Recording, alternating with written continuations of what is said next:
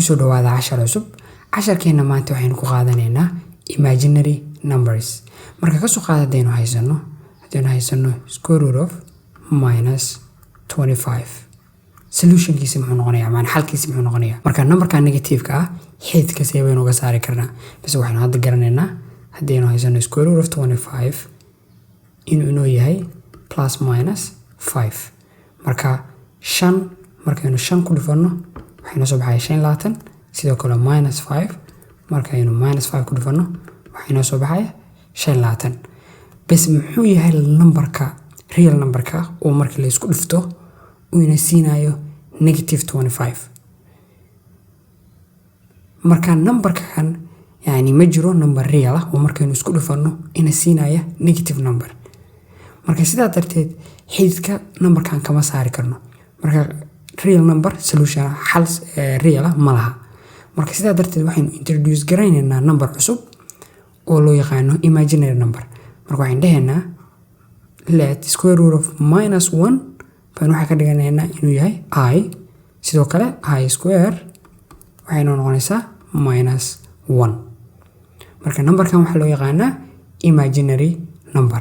wuxuuna inuu ku caawinayaa inaynu rootka ama xididka aynu ka saari karno negative numberska.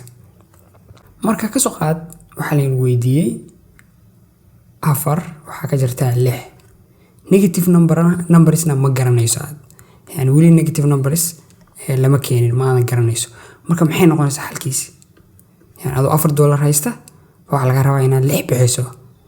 marka xal ma laha yani solution ma laha hadaan negative numbers garanayn solution ma laha. marka waxay noqonaysaa no solution hadaan negative numbers garanayn. hadaan negative numbers garanayso waxay noqonaysaa minus 2. sidaas oo kale xididka negative numbers kama saari karno inagoo aan imaginary number garanayn.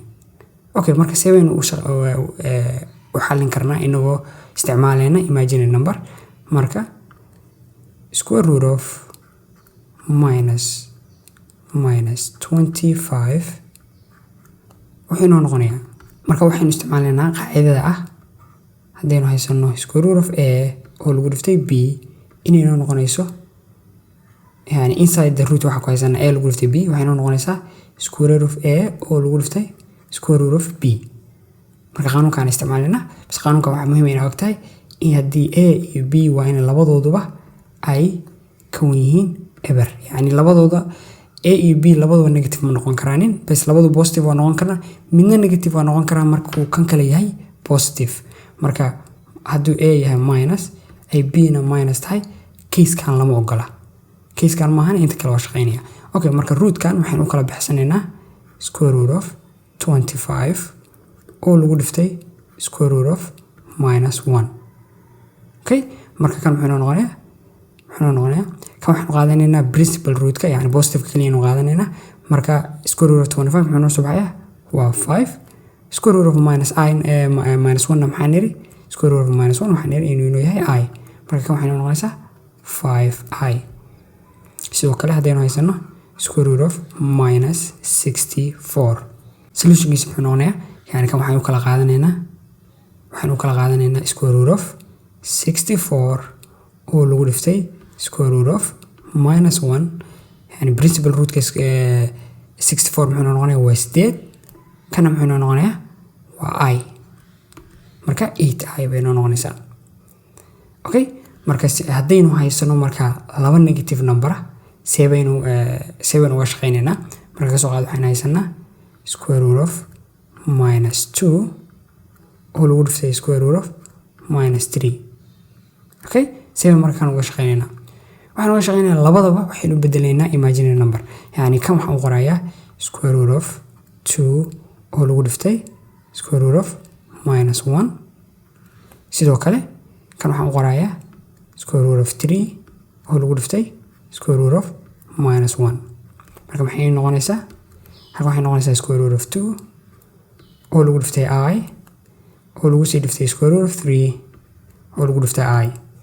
marka I square waxaan garanayaa inay tahay yani I marka ay ku dhifto waa negative 1. marka kan waxay noqonaysaa square root of 2 square root of 3 oo lagu dhiftay I square. marka I square waa negative markaan labaatan oo labadu waa positive marka way isku dhifan karaan maxay noqonaysaa marka minus root 6 kanu minus ka noqday labaatan marka isku dhiftan waxay soo baxaysaa 6 bas ma samayn karo ma dhihi karaan saa uma qori karo maadaama labada number ba ay negative yahay ma dhihi karo waa -2 oo lagu dhiftay -3 way soo baxayso root 6 waxa ujeedaa jawaabtu waa qaldan marka tan lama samayn karo tan waa qalad labaatan isku mid maaha maadaama ay labaduba negative yihiin okay marka application yani goormaynu yani maxaa in si inaynu root gudihiisa negative ku haysano yani application ma leeyahay imagine numberku marka hadaynu haysano ka soo qaad x square plus 2x plus 5 equals to 0 yani waxaan haysanaa quadratic equation kan waxaan u baahanahay solution keedii marka waxaan ognahay in quadratic equation qaanuunkeedii quadratic formula inuu yahay minus b plus minus square root of b square minus 4ac oo loo qaybiyey 2a yani equation kan halkan waa a kan waa b kan waa c yani equation kan waxa weeye x square plus bx plus c equals to 0 okay marka hadaynu qaanuunka inagu isticmaalayna ay tan xalino maxayna soo baxaya x equals minus b waa maxay waa -2 b waa tan waa -2 plus minus square root of b square waa 4 laba square waa 4 minus 4ac 4 lagu dhiftay a waa 1 oo lagu dhiftay c oo lagu dhiftay c waa 5 oo loo qaybiyey 2a na waa 1 marka saan inoo noqonaysaa marka hadaynu sii wadano x equals waxay noqonaysaa -2 plus minus halkan waxay sanaa 4 laga jaray 4 lagu dhiftay 5 4 lagu dhiftay 5 waa 20 markaynu 4 ka jarno maxay noo soo baxay waa -16 oo loo qaybiyey 2 marka ku tusaya root gudihiisa waxayna ku jiraan negative number root kana kama shaqeyn karno hadaynaanu isticmaalin imaginary number marka hadaynu imaginary number inuu isticmaalina maxay noo noqonaysaa waxay noqonaysaa -2 okay plus minus root kan waxaan qoranayaa 16 i root 16 i ama halkan wuxuu inoo bahaa waxay u sii qoran karnaa root -1 loo qaybiyey 2 marka 16 principal root keedu waa maxay waa 4 marka waxay noo noqonaysaa waxay noo sii noqonaysaa -2 plus minus 4i oo loo qaybiyey 2 marka laba u qaybi yani x waxay noo noqonaysaa laba u qaybi waa -1 plus minus halkana 4 u qaybi waa 2i marka solutionka equationkan maxalkeedii wuxuu inoo noqonayaa saatan inoo noqonayaa marka imaginary number waxay leeyihiin application badan yani physics waxay ku leeyihiin application badan bay leeyihiin engineering hadda galeysana waad arki doontaa bas imaginary number waxa weeye wuxuu ku caawinayaa inaynu ka shaqeyn karno ama xididka ka saari karno negative numbers marka waxa kale oo muhiim ah in yani kelmadda imaginary yani numberha kan wax loo yaqaan way niri imaginary yani waxa loo yaqaan imaginary bas kelmadda imaginary English ahaan waxa weeye khayaali ama waxaan jirin bas macnaheedu maaha numberatan waa khayaali ama ma jiraanin bas numberatan yani inuu waxaanu garanaynaa hadda ilaa real numbers and real numbers waxay ka kooban yihiin marka koowaad natural numbers oo ah numberada 1 2 3 numberada tirada ah aan lahayn ever markaynu ever ku darno waxay noqotay whole numbers kadibna negative numbers bay ku darno waxay noqonaysaa